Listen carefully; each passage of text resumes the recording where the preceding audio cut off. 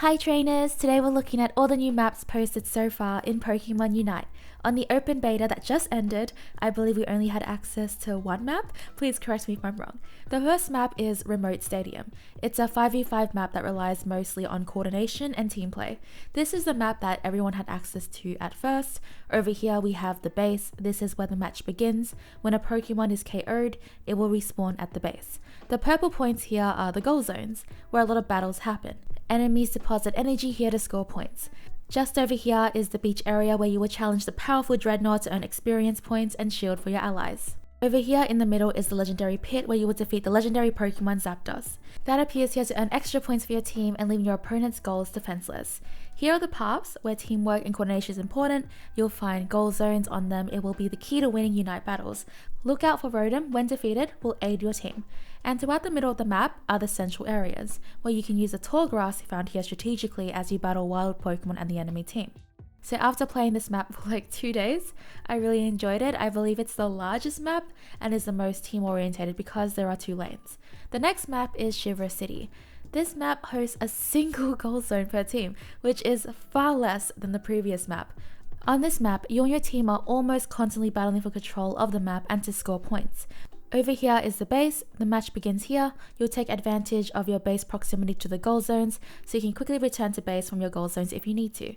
In the middle here are the central areas. You can defeat Avalug, I don't know if I'm saying that correctly, I apologize, that appears here to place a barrier on your team's goal zone, which I believe will make it easier for you and your team to focus on taking down your enemies and scoring points. Here are the speed flux zones. These special paths temporarily increase your Pokemon's movement speed. Use these paths strategically to aid allies in battle, or use the citrus berries along the way to heal your Pokemon.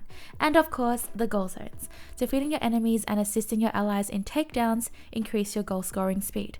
A strategy centered around battling your opponents will be key to scoring in Shiver City. The playstyle and game mode of this map seem to be very different from Remote Stadium. The map seems to be a lot smaller, which of course means more fighting, and instead of collecting energy, it seems to be more reliant on taking down enemies instead, which is a great game mode for those who love to constantly be engaged in fights. The last map posted is Aroma Park. Aroma? I think that's how I say it. Aroma Park is very interesting. It has conveyors in the lanes, which are systems that move things from one location to the other. There are only 3 trainers per team, so it's a 3v3, and these battles require dedication to your Pokemon's role if you want to win. Here we have the goal zones. You will deposit energy here to score points, but you'll have to watch out as both teams share the same goal zone. Coordination is so important to score successive goals for more point bonuses. Your base is, as usual, where you'll respawn and get quick heals. In the middle is the legendary pit, where you can defeat Regigas. Defeating Regigas will earn a huge number of points. Here are the conveyor belts, which are placed throughout the map. This is unique to Aroma Park. Use these special paths strategically to traverse Aroma Park at high speeds, or even to escape from your enemies. Using these will be very important. And in the middle we have the central areas where you battle and capture wild Pokemon for energy points. But you'll have to keep an eye out for Abra, defeat it before it teleports to earn more points than the usual wild Pokemon.